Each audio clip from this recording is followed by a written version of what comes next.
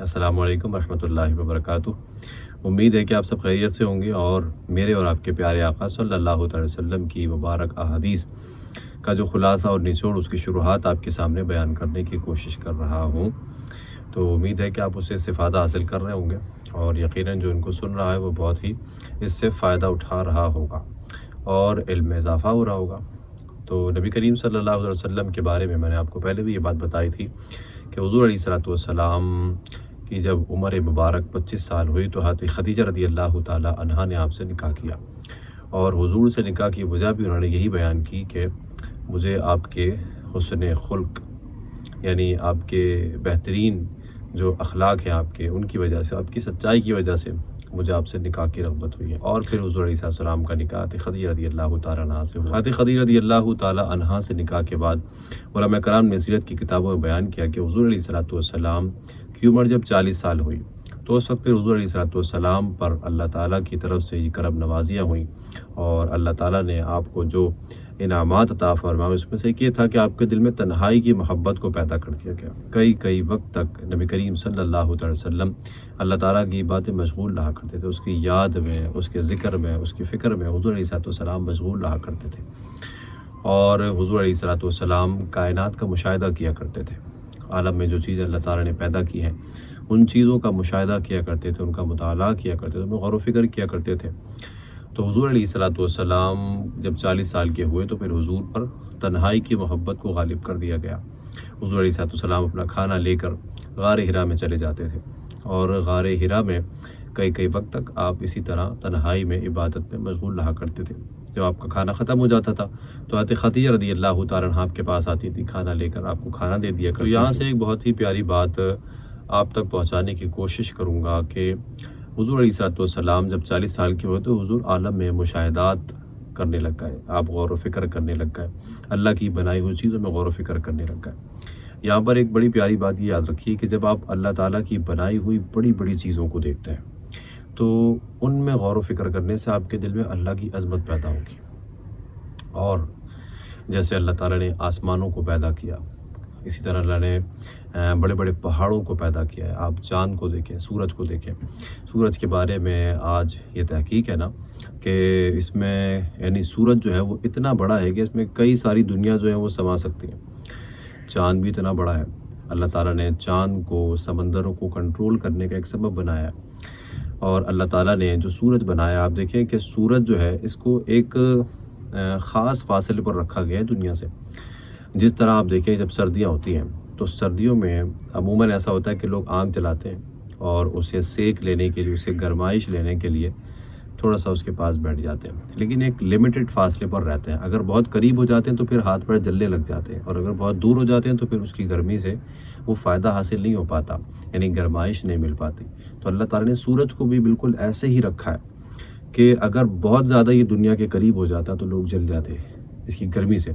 اور اگر اس کو بہت دور کر دیا جاتا تو پھر جو دنیا ہے یہ ساری یہاں پہ سردی ہو جاتی، برف ہو جاتی، اور لوگ ٹھنڈ سے مر جاتے۔ تو اللہ نے کتنا بیلنس طریقے سے اس سورج کو رکھا ہے، اس چاند کو بھی کتنا بیلنس طریقے سے اللہ تعالیٰ نے رکھا ہے، اور ہر چیز کو اللہ تعالیٰ نے بالکل زبردست طریقے سے اس کو بنایا ہے۔ اور یہ انسان کے لیے زمین کو بالکل اس کی ریکوائرمنٹ کے مطابق اللہ تعالیٰ نے یہاں پہ چیزوں کو مہیا کر دیا۔ تو جب اللہ تعالیٰ کی اتنی بڑی بنائی ہوئی چیزوں کو آپ دیکھیں گے تو آپ کے دل میں اللہ کی عظمت پیدا ہوگی۔ اتنے بڑے پہاڑ اللہ نے پیدا کیے ہیں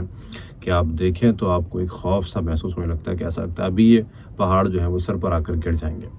اسی طرح اور بھی اللہ تعالیٰ نے جو کافی ساری بڑی مخلوق کو پیدا کیا ہے، جب اس کو دیکھیں گے تو اللہ کی عظمت دل میں پیدا ہوگی۔ اور اگر چاہتے ہیں کہ دل میں اللہ کی محبت پیدا ہو جائے، اللہ کا پیار پیدا ہو جائے، اللہ سے قرب ہو جائے، تو اس کے لیے پھر آپ کو اپنے اوپر غور کرنا پڑے گا۔ یاد رکھیں کہ جب آپ کو کوئی شخص کوئی چیز دیتا ہے تو پھر آپ کو اس سے ذرا محبت ہو جاتی ہے، تھوڑا لگاؤ ہوتا ہے۔ تو جب اللہ تعالیٰ نے آپ کو اتنی ساری چیزیں دی ہیں، آنکھیں دی ہیں، ہاتھ دیے ہیں، بال دیے ہیں، آپ کو جلد دی ہے، کھال دی ہے، آپ کے پیر دیے ہیں سوچنے کے لیے اور باڈی کو چلانے کے لیے دماغ دیا ہے، اور دل کو اللہ تعالیٰ نے سمجھ لیں کہ پورے اس جسم کا بادشاہ بنا کے آپ کے سینے میں اس کو رکھا ہے، تو جب ان چیزوں پہ غور کریں گے نا تو پھر آپ کے دل میں اللہ کا پیار پیدا ہوگا، اللہ کی محبت پیدا ہوگی۔ آنکھوں کے بارے میں اگر آپ تھوڑی تحقیق کریں تو پھر آپ کو پتہ چلے گا کہ آنکھیں کتنی اللہ تعالیٰ کی قیمتی ہمارے لیے نعمت ہے، اللہ تعالیٰ نے اس میں کیا کیا رکھا ہے۔ دماغ کو دیکھیں کہ دماغ میں اللہ تعالیٰ نے کتنی صلاحیتیں رکھی ہیں کہ کتنی ساری چیزیں ایک وقت میں ہمارے ذہن میں سمائی ہوئی ہوتی ہیں، اور جب کبھی ہم سے کوئی سوال کرتا ہے تو ساری چیزیں نکل کے باہر آ رہی ہوتی ہیں اور ہم اس کے جوابات دے رہے ہوتے ہیں۔ تو کتنی عجیب چیز ہے کہ اتنی سی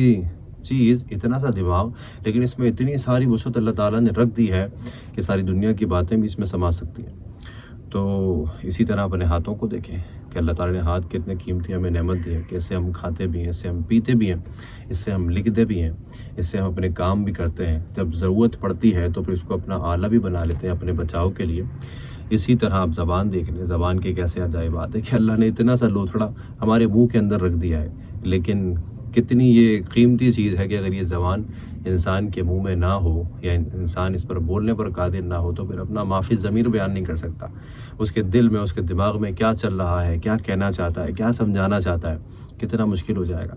تو جب اللہ کی بنائی ہوئی چیزوں پر آپ غور کریں گے، اپنے اوپر، یعنی اللہ نے جو آپ کو پیدا کیا ہے، آپ کو اور مجھے پیدا کیا ہے، جو ہمیں چیزیں دی ہیں، جو ہمیں نعمتیں دی ہیں، ان پہ غور کریں گے تو پھر آپ کے دل میں اللہ کا پیار پیدا ہوگا، اللہ کی محبت پیدا ہوگی۔ تو حضور علیہ الصلوۃ والسلام جب 40 سال کے ہوئے تو پھر حضور علیہ الصلوۃ والسلام یہی چیزوں میں مطالعہ کیا کرتے تھے، غور و فکر کرتے تھے، آپ مشاہدات کیا کرتے تھے، اللہ کی بنائی ہوئی چیزوں میں غور و فکر کیا کرتے تھے۔ تو ہمیں بھی یہ چاہیے کہ چلتے پھرتے اٹھتے بیٹھتے جو چیزیں ہمارے سامنے آتی رہتی ہیں اس میں غور و فکر کریں۔ درختوں کو دیکھیں اللہ تعالیٰ نے کیسا پیدا کیا ہے، اور اس زمین کے لیے اللہ تعالیٰ نے کتنا اس کو فائدہ مند بنایا ہے کہ یہ سارے اپنی جو گرمائش ہوتی ہے اس کو اپنے اندر سما لیتے ہیں اور پھر ماحول کو ٹھنڈا رکھتے ہیں۔ آج دیکھیں نا کہ کتنا کہا جاتا ہے کہ بھئی درخت لگائیں، درخت لگائیں، لوگوں نے درخت کاٹ کے سمجھتے تھے کہ یہ دنیا جو ہے یہ درختوں کے بغیر بڑی خوبصورت ہے، لیکن یہ اللہ کا بنایا ہوا نظام ہے کہ اس درختوں کے ساتھ ہی زمین کو لے کے چلا جا سکتا ہے، اس کے علاوہ اس زمین کو لے کر چلنا یہ بڑا مشکل کام ہے، بلکہ ناممکن ہی ہے۔ تو اسی لیے ہر چیز پہ ہمیں غور کرنا چاہیے، مشاہدہ کرنا چاہیے، اور تبھی پھر اللہ کا پیار ہمارے دل میں پیدا ہو۔ اللہ تعالیٰ ہم سب کو عمل کی توفیق عطا فرمائے۔ وآخر دعوانا ان الحمد للہ رب العالمین۔